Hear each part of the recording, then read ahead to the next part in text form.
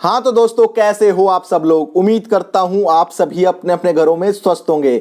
दोस्तों, आज की वीडियो में जो मैं आप लोगों को बताऊंगा, जो मैं आप लोगों को सिखाऊंगा, गारंटी है पूरे YouTube में आपको वो कहीं पे भी नहीं मिलेगा। आज की वीडियो का मेरा टॉपिक है कि फ्लिपकार्ट पे प्रोडक्ट कैसे लिस्ट करें। मानता हूं इस टॉपिक पे बहुत सारी वीडियोस पहले भी बनी हुई हैं, लेकिन जितनी बारीकी से, जितने डिटेल में आज मैं आपको सिखाऊंगा, वैसा आज तक किसी ने नहीं सिखाया होगा। आपका चाहे कोई सा भी प्रोडक्ट हो, किसी भी कैटेगरी का प्रोडक्ट हो, आपको वो लिस्ट करना आ जाएगा। प्लस लिस्टिंग के अंदर भी बहुत सारी ऐसी चीजें होती हैं जिनसे आपकी सेल 20 से 30% ऑटोमेटिकली बढ़ जाएगी। तो दोस्तों, ये वीडियो आप लोगों के लिए गोल्डन वीडियो होने वाली है। इस वीडियो को पूरा जरूर देखना। इस छोटी सी वीडियो को पूरा देखने के बाद आपको फ्लिपकार्ट में प्रोडक्ट लिस्टिंग में कोई प्रॉब्लम नहीं आ सकती। छोटे छोटे पॉइंट्स आपको क्लियर हो जाएंगे। हो सकता है कि आप जो अकाउंट मैनेजमेंट सर्विस में पैसे देते हो हर महीने, जो लोग भी देते हैं उनको वो देने की जरूरत ही ना पड़े। अगर आप पैसे देकर बाहर से सीखते भी हो ना, तो भी कोई आपको इस तरीके से नहीं सिखा सकता। तो इस वीडियो को पूरा जरूर देखना। अब मैं आपको बारीकी से सिखाऊंगा अपनी कंप्यूटर स्क्रीन पर ले जाकर कि फ्लिपकार्ट में प्रोडक्ट लिस्ट कैसे करते हैं। एक एक पॉइंट एक्सप्लेन करूंगा, छोटे से छोटा पॉइंट एक्सप्लेन करूंगा। तो इस वीडियो को लास्ट तक जरूर देखना। तो चलिए वीडियो को शुरू करते हैं।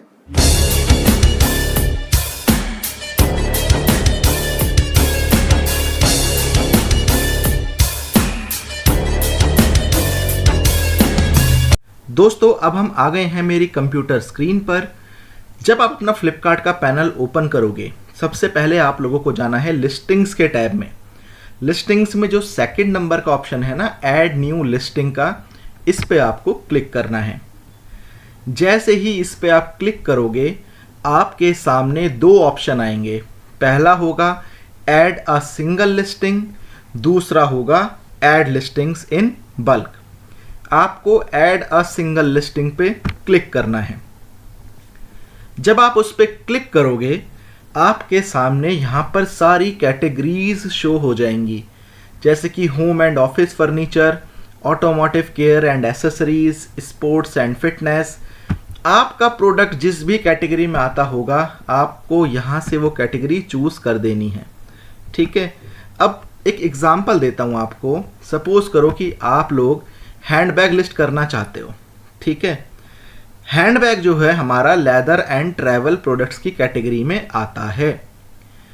अगर आपको समझ में नहीं आ रहा कि आपका प्रोडक्ट कौन सी कैटेगरी में आ रहा है, तो यहां पर ऊपर सर्च का ऑप्शन है, यहां पर आप टाइप करके देख सकते हो कि आपका प्रोडक्ट जो है वो कौन सी कैटेगरी में आएगा। ठीक है। तो मैं आपको एक सैंपल के तौर पर हैंडबैग्स के बारे में बताता हूं। सपोज करो हम लोगों को हैंडबैग लिस्ट करना है। इसका मतलब ये नहीं है कि अगर आपको कोई और प्रोडक्ट लिस्ट करना है तो आप ये वीडियो छोड़ दो। नहीं, ये जो वीडियो है ना, ये हर प्रोडक्ट के लिए है।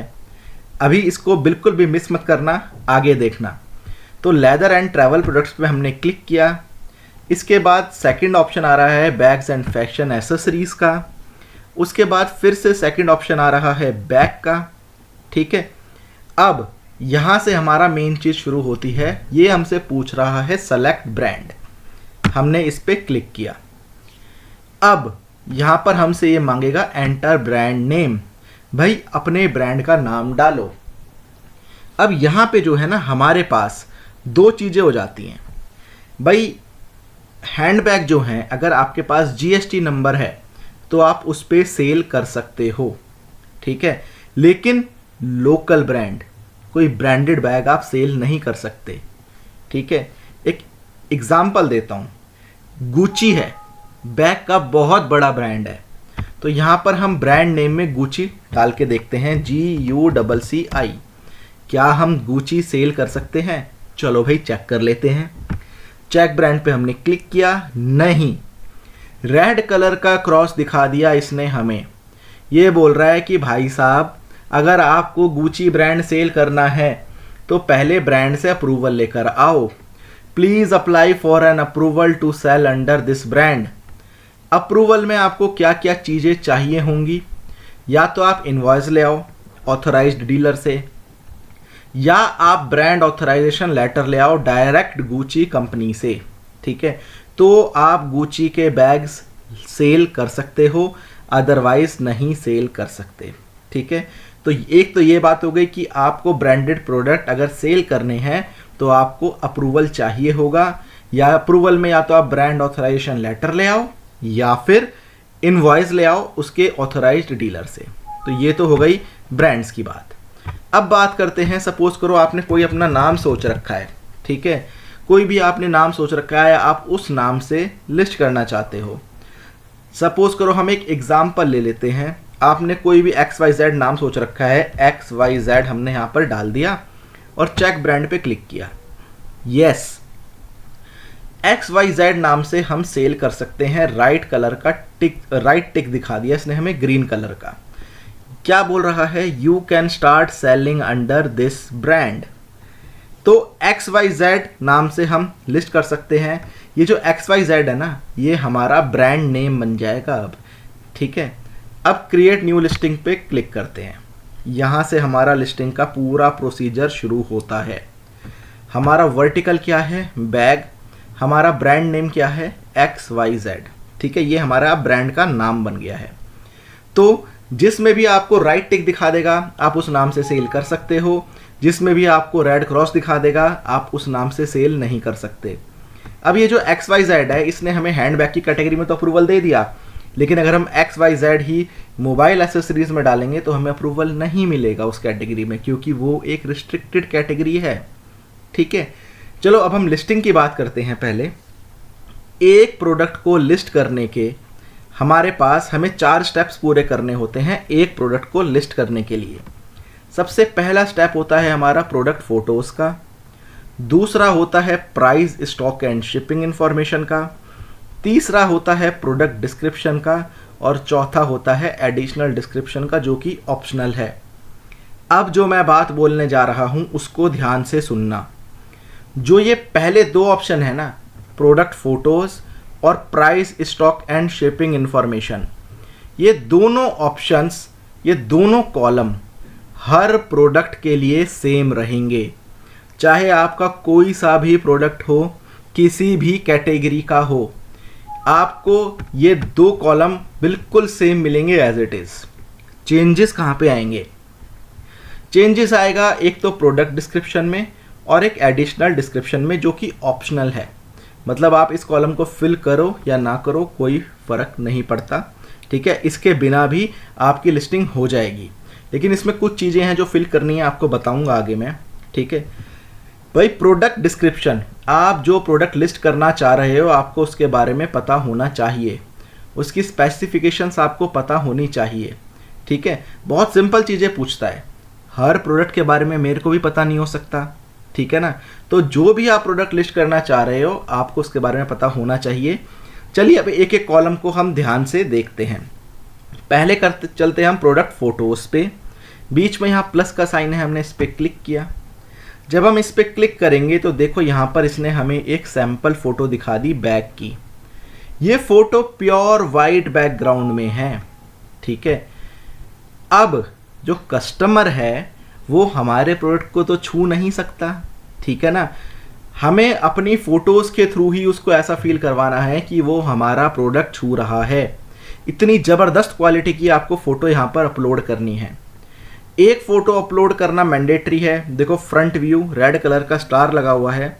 एक फ़ोटो अपलोड करना मैंडेटरी है। ठीक है, इसके बाद आप कम से कम 4 फोटोज़ तो अपलोड करो। ठीक है, front view, back view, side view और ओपन व्यू। ठीक है, ये 4 फोटोज़ तो आपको कम से कम डालनी ही है। कस्टमर को अपना प्रोडक्ट हर एंगल से आप शो करो। ठीक है, आपकी फ़ोटो का जो रेजोल्यूशन है वो 1100 × 1100 पिक्सल का होना चाहिए। अगर इससे कम का आपका रेजोल्यूशन होगा तो वो आपको एरर दिखा देगा।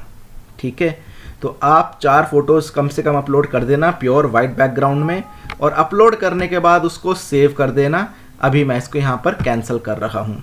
तो ये तो हो गया हमारा फर्स्ट कॉलम। अब बात करते हैं सेकंड कॉलम की, price, stock and shipping information का। इस वाले कॉलम को बहुत ध्यान से देखना। अगर आप इसको नहीं देखोगे या छोड़ दोगे तो आप बहुत कुछ मिस कर दोगे। इसमें बहुत इंपॉर्टेंट चीज़ें हैं। तो चलते हैं अब अपने सेकंड कॉलम पे, price, stock and shipping information पे। यहाँ पर एडिट का बटन है, इस पे हम क्लिक करेंगे। अब देखो, एक एक स्टेप बहुत ध्यान से समझाऊंगा आपको।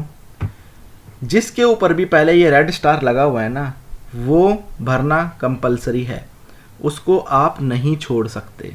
ठीक है, शुरुआत करते हैं अपने पहले पार्ट से। पहला पार्ट है सेलर SKU ID का। SKU का मतलब होता है stock keeping unit. Stock keeping unit. Seller SKU ID में आप अपनी मर्जी से कुछ भी भर सकते हो।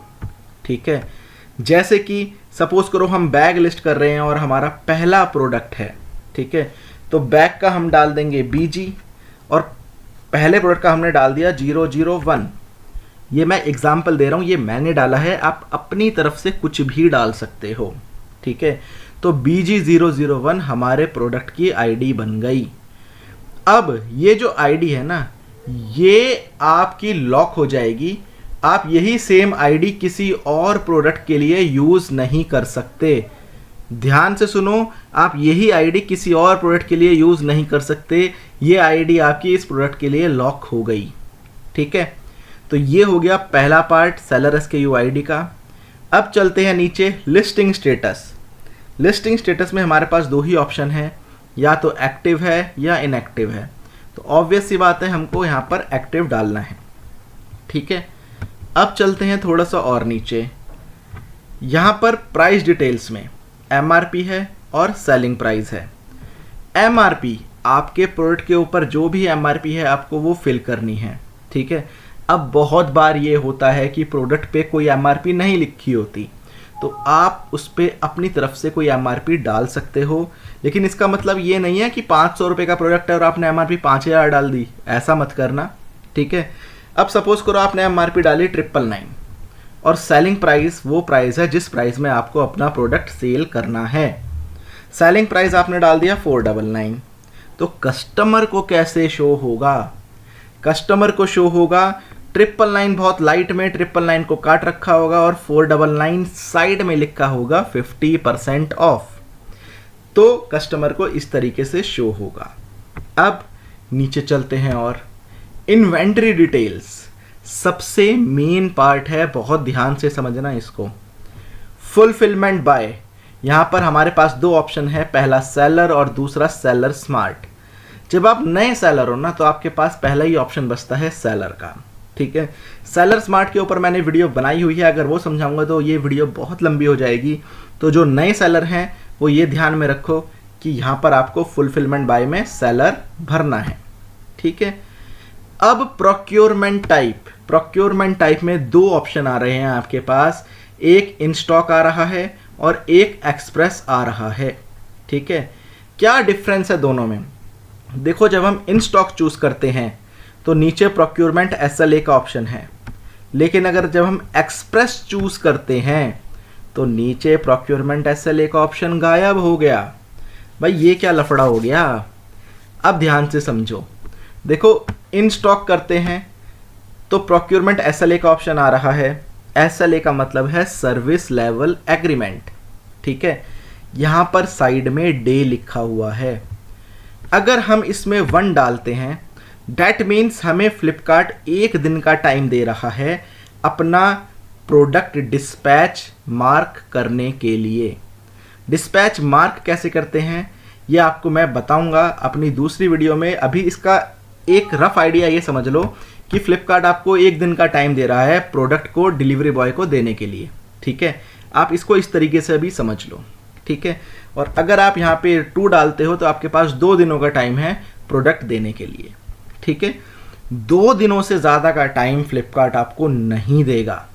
ठीक है, अगर यहाँ पर आपने 2 फिल कर दिया और 2 दिन के अंदर भी अपना प्रोडक्ट नहीं दिया तो फ्लिपकार्ट आपको 1 दिन का ग्रेस पीरियड देगा।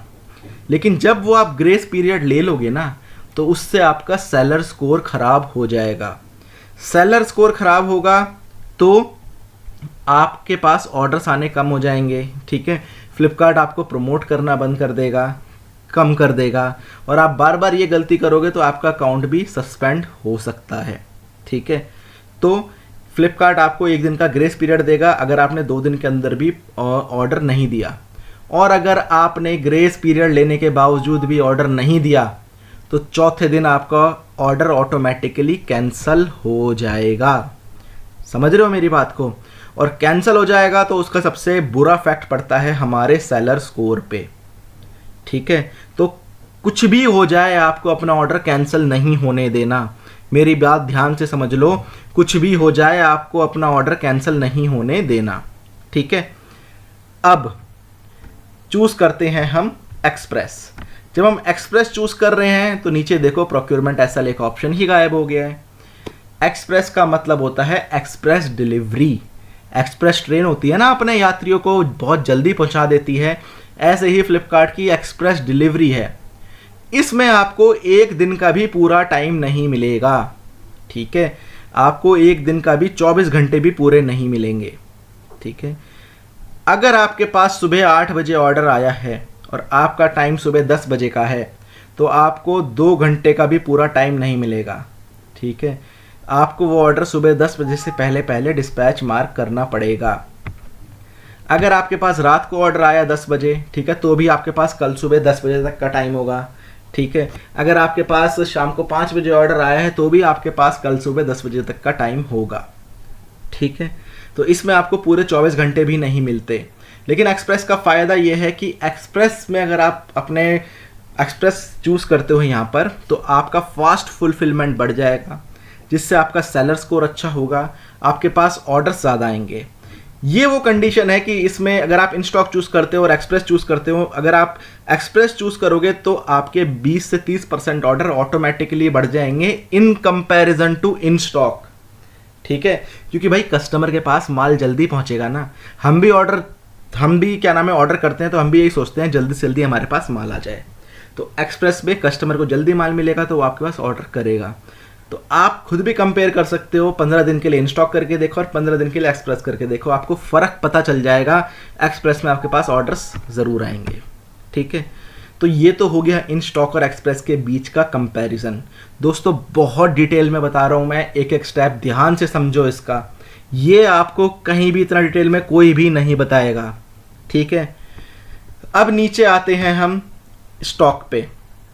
स्टॉक आप जितना मर्जी इसमें भर सकते हो। आपके पास 10 पीस है 10 डाल दो, 20 पीस है 20 डाल दो, 50 पीस है 50 डाल दो, 500 है 500 डाल दो, जो मर्जी आप इसमें डाल दो।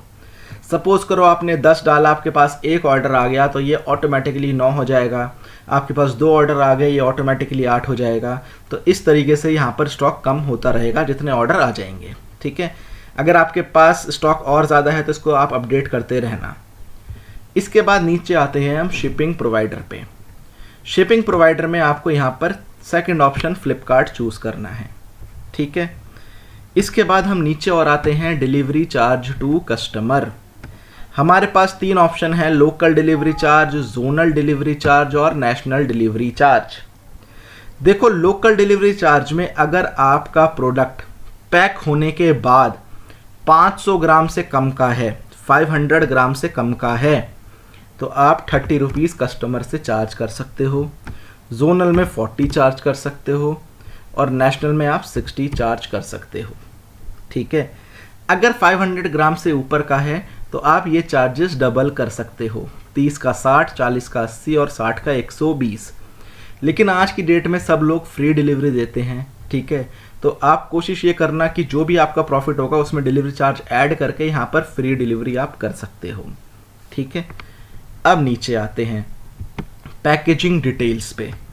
पैकेजिंग डिटेल्स में 4 चीज़ें हैं, पैकेट का वेट, पैकेट का लेंथ, पैकेट का ब्रेथ और पैकेट की हाइट। देखो वेट केजी में है, ये वो वेट है जब आप अपना प्रोडक्ट पैक कर लोगे उसके बाद जो वेट आएगा ये वो वेट है, ठीक है। सपोज करो आपके प्रोडक्ट का वेट पैक होने के बाद 400 ग्राम है तो आप यहाँ पे फिल करोगे 0.4। समझ रहे हो मेरी बात को। और पैकेट का लेंथ, ब्रेथ और हाइट ये सारे सेंटीमीटर में हैं, ठीक है। तो जितना भी आपका पैकेट का लेंथ है वो आप मेज़र कर लो स्केल से सेंटीमीटर में, ब्रेथ मेज़र कर लो और हाइट मेज़र कर लो सेंटीमीटर में, वो आप यहाँ पर फिल कर देना। अब थोड़ा और नीचे चलते हैं, टैक्स डिटेल्स। टैक्स डिटेल्स में हम लोगों को दो ही चीज़ भरनी है, एक HSN कोड और एक टैक्स कोड। आपको पता है हर प्रोडक्ट का एक HSN कोड होता है, ये कोड आप गूगल से भी सर्च कर सकते हो, ठीक है। आप हैंडबैग सेल कर रहे हो तो गूगल पे टाइप करो HSN code for ladies handbags, आपको वहाँ से भी मिल जाएगा।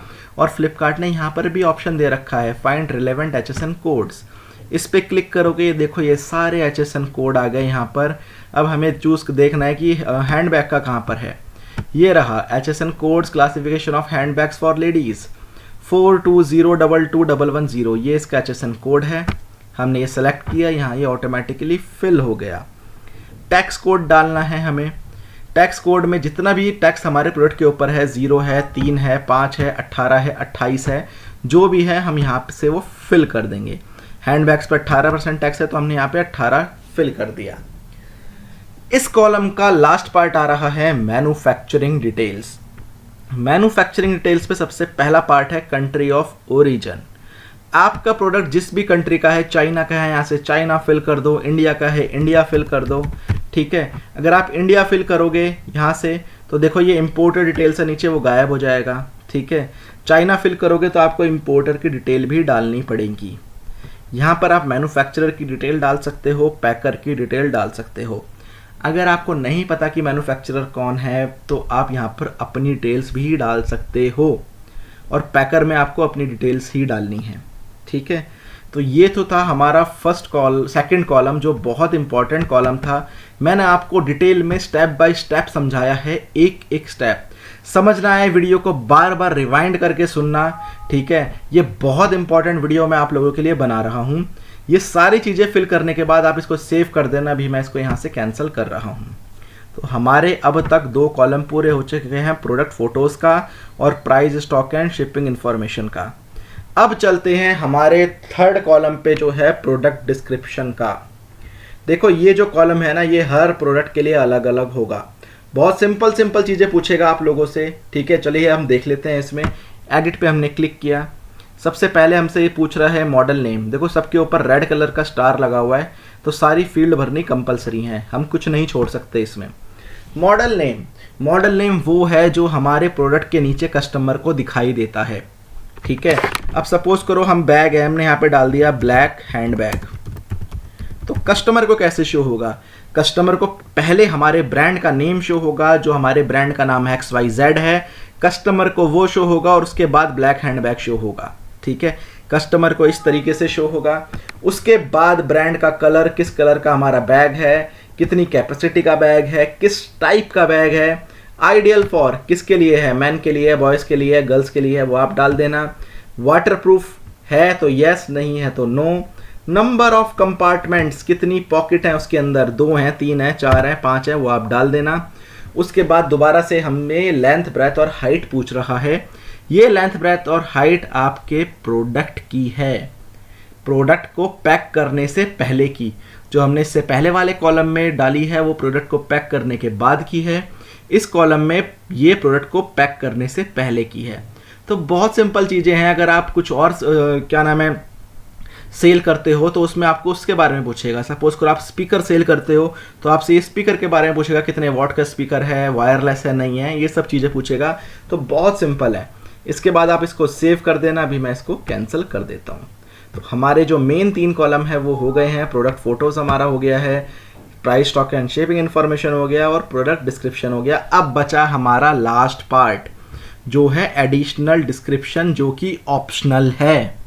अगर आप ये कॉलम नहीं भी भरते तो भी आपका प्रोडक्ट लिस्ट हो जाएगा। लेकिन इस कॉलम में ना कुछ इंपॉर्टेंट चीज़ें हैं जो आपको भरनी है, ठीक है। चलो मैं उनके ऊपर बात कर लेते हैं। एडिट पे क्लिक करते हैं। हमने एडिट पे क्लिक किया। आप अपनी तरफ से देख लेना आप क्या क्या इसमें भर सकते हो। मैं आपको सिर्फ मेन पार्ट बता रहा हूँ। डिस्क्रिप्शन और कीवर्ड्स ये आपको भरने हैं।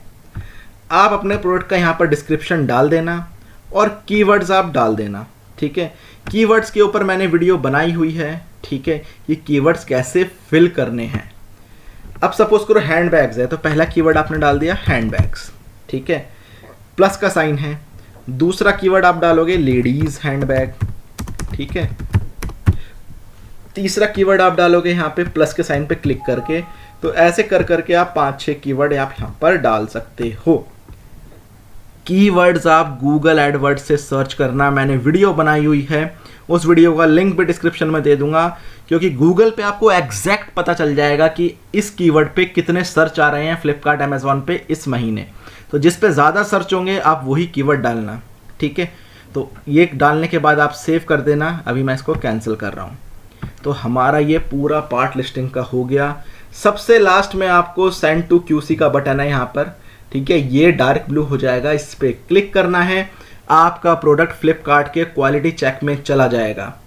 24 से 48 घंटे के अंदर अंदर पता चल जाएगा आप लोगों की कि आपका प्रोडक्ट क्वालिटी चेक पास हुआ है या क्वालिटी चेक फेल हुआ है। अगर क्वालिटी चेक पास हो गया आपका प्रोडक्ट तो आपका प्रोडक्ट फ्लिपकार्ट पे लाइव हो जाएगा। अगर क्वालिटी चेक फेल हुआ आपका प्रोडक्ट तो जिस भी कॉलम में एरर होगा, अगर फोटोज में कोई गलती है तो फोटो वाले कॉलम में एरर आ जाएगा, अगर price, stock and shipping information में कोई गलती है तो इस कॉलम में एरर हो जाएगा। कहने का मतलब यह है कि जिस भी कॉलम में आपकी गलती होगी उस कॉलम में एरर आ जाएगा। फिर से आप एडिट पे जाकर उस एरर को ठीक करोगे और दोबारा से सेंड टू क्वालिटी चेक पे क्लिक करोगे, ठीक है दोस्तों। तो दोस्तों मैंने आपको पूरा डिटेल में बताया है प्रोडक्ट लिस्टिंग के बारे में। ये 20 मिनट की वीडियो, इसको पूरा देख लेना, ना समझ में आए रिवाइंड कर करके देखना। इसके बाद आपको फ्लिपकार्ट में प्रोडक्ट लिस्ट करने में कोई प्रॉब्लम आ ही नहीं सकती, ठीक है। तो अगर आप लोगों को मेरी ये वीडियो पसंद आई हो तो इस वीडियो को लाइक कीजिए और मेरे चैनल को ज़रूर सब्सक्राइब कीजिए। मिलते हैं मेरी अगली वीडियो में किसी और नए फ्रेश टॉपिक के साथ, तब तक के लिए धन्यवाद।